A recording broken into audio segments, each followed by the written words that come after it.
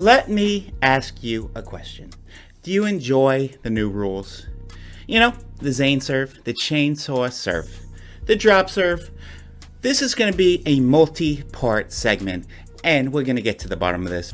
October 28th is the final vote on rules changes. And if you watch my other segments, I made a satire about all the rules being proposed to a sport that's decades old and the fastest growing sport in America. The submission to remove the drop serve's provisional status and keep it in 2022 passed. Now that's Don Staley. Don Staley is the head ref of the PPA. This is a legal serve in 2021.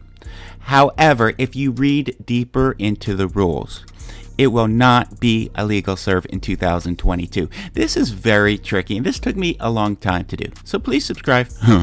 So a normal person reading this would assume, the drop serve's here to stay, but it's gonna be very different. There's two main differences. First, you can apply downward pressure in 2022 if this vote passes, which makes it easier for Don Staley, and I agree with this rule change.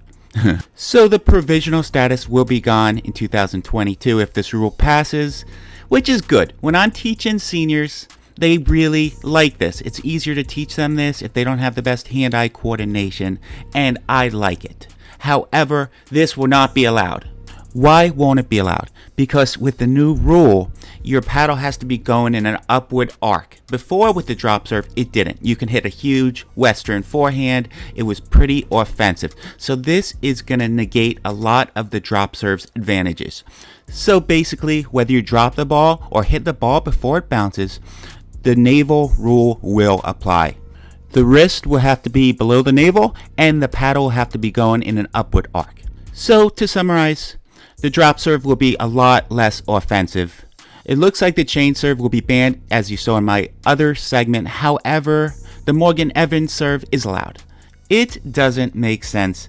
Why is a Morgan Evans serve far more lethal? You can spin the ball from your hand with two fingers. By doing this, you get a lot more RPMs, and the pickleball will kick about 2 to 3 feet, and no one knows which direction it will kick.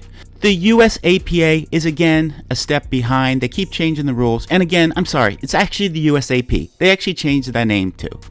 What should they have done if they wanted to make the serve way less offensive? They should have done the open palm rule. That way you couldn't get spin. But the IFP, the International Federation of Pickleball, amended the spin serve rules, which I don't like. I don't like it, but I love pickleball. Another thing I don't like. I think this rule should have passed. Paddle and clothing colors. I get so frustrated when I'm at tournaments and someone is playing with the same colored shirt as the ball. This rule would have affected the paddle colors as well. But it failed, so it doesn't really matter. And that's Big Country. Big Country is playing Senior Pro. We just put that match up. He is the greatest guy ever. And, maybe I'm going to start wearing neon shirts too to gain the advantage. The effort to reinstate let serves has failed. So once the ball hits the net and drops over, it's in play. You don't call let, you keep playing just like in 2021. I know some people are upset because on some big points, they get a bad let court and they lose the point. However, it does make the game go faster by playing let serves. So I see both sides to the argument. Should coaching be allowed in a tournament? I would say a lot of people get coached. This rule failed, so there will be no coaching. But let's face it, a lot of people get tips, from their friends or parents. So maybe they should just allow it. Guys and ladies, please subscribe, leave your comments, good or bad, and have a great day.